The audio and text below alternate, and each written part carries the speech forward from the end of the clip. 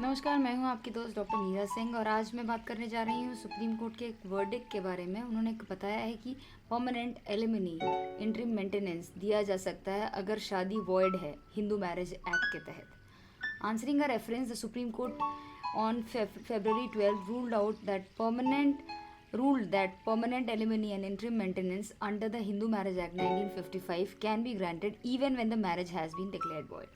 तो फिर अगर हिंदू मैरिज एक्ट 1955 के तहत मैरिज अगर वॉइड डिक्लेयर की गई है, मतलब कि कोई अस्तित्व में नहीं है वो शादी, फिर भी सुप्रीम कोर्ट ने कहा है a spouse whose marriage has been declared void under section 11 of 1955 act is entitled to seek permanent alimony or maintenance from the other spouse by invoking section 25 of 1955 act. यानी कि Hindu marriage act के तहत अगर section 11 के तहत वो शादी जो है उसको अगर वॉइड कहा गया है तो भी सेक्शन 25 इन्वोक किया जा सकता है हिंदू मैरिज एक्ट 1955 के तहत, और मेंटेनेंस और परमानेंट एलिमनी जो है मांगी जा सकती है। Whether such a relief of permanent alimony can be granted or not always depends on the facts. अब हम सब जानते हैं कि फैक्ट्स के हिसाब से ही जो कोर्ट है वो हमेशा डिसीजन लेती है, तो हर केस में कंडक्ट कैसा है पार्टी का वो भी देखा जाता है। तो ये रिलीफ मिल सकता है, लेकिन हाँ वो कोर्ट पे ही निर्भर करेगा कि सेक्शन 25 के तहत वो रिलीफ देंगे या नहीं।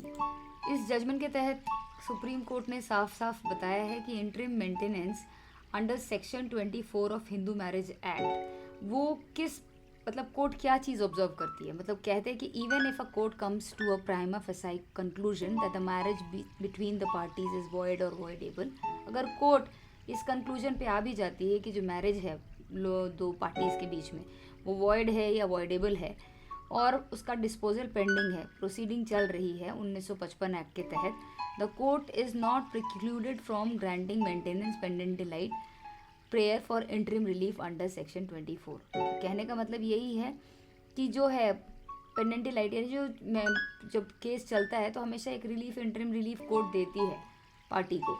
तो फिर मतलब जो है जो एप्लीकेंट है तो पटिशनर है, तो फिर इसमें जो है वो कोर्ट दे सकती है उसको relief while deciding the prayer for interim relief under section 24। Section 24 के तहत जो प्रार्थना की जाती है कोर्ट में, उसके तहत जो इंटरिम रिलीफ जब कोर्ट डिसाइड करती है तो कोर्ट हमेशा कुछ चीज़ों को ध्यान में रखेगी कि भाई पार्टी का जो कॉन्डक्ट है वो कैसा है जो रिलीफ मांग रही है, और the grant of relief under section 24 is always discretionary. ये साफ लिखा हुआ है एक्ट में कि सेक्शन 24 के तहत जब भी कोर्ट ग्रांट करेगी तो कोर्ट का ही पावर है, वो देखेगी कि रिलीफ देना है या नहीं देना पार्टी को जो कि रिलीफ मांग रही है। The bench comprising justice Abhay S ओका एंड अहसानुद्दीन अमुल्ला और अगस्टीन जज George मसीसा delivered the ruling in response to a reference made by a two-judge bench led by Justice Vikram Nath last year.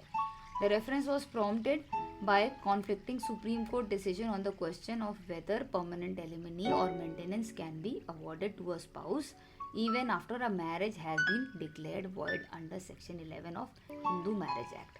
तो इसमें क्या हुआ है कि जो बेंच है उसमें अभय सर थे, एहसानुद्दीन सर थे, ऑगस्टीन सर थे, और लास्ट ईयर में जो विक्रमनाथ सर जी ने जज जो हैं उन्होंने जो वर्डिक्ट दिया था, एक्चुअल में उसका रेफरेंस दे के उन लोगों ने पहले की जो सुप्रीम कोर्ट के कुछ वर्डिक्ट्स थे उसके अलग से उन्होंने दिया है। ये वर्डिक्ट जो है उन्होंने ये क्लियर बताया हुआ है कि परमानेंट एलिमनी और मेंटेनेंस जो है स्पाउस जो होता है या जो मतलब महिला है या जो पुरुष है जो है हस्बैंड या वाइफ, वो अगर शादी वॉइड हो जाती है सेक्शन 11 हिंदू मैरिज एक्ट के तहत तो क्या उनको दिया जा सकता है? तो हाँ दिया जा सकता है, लेकिन वही है वो कोर्ट के डिस्क्रिशन पर निर्भर करेगा।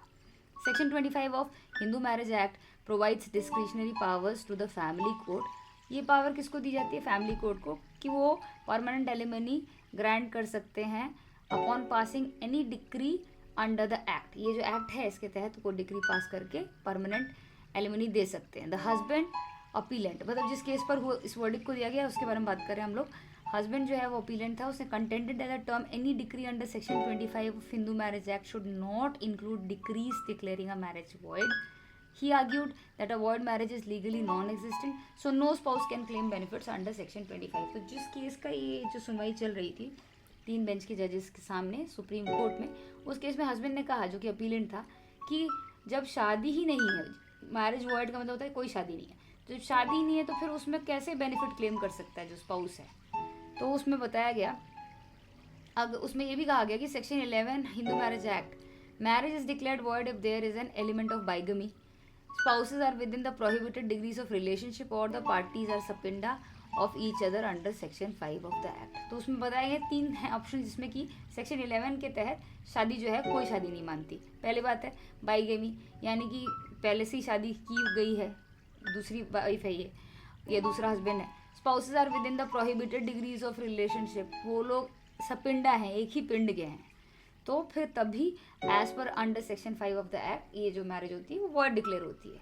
तो रिजेक्टिंग द आर्ग्यूमेंट, क्या हुआ, वो हस्बैंड जो अपीलेंट था उसका आर्ग्यूमेंट को रिजेक्ट कर दिया गया।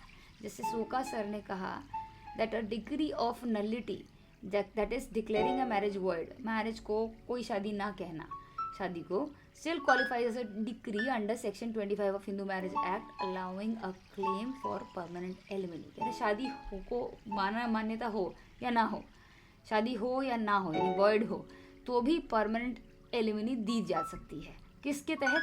Section 25 of Hindu marriage act के तहत। While enacting section 25 clause 1, the legislature has made no distinction between a decree of divorce, a decree declaring marriage of as a nullity।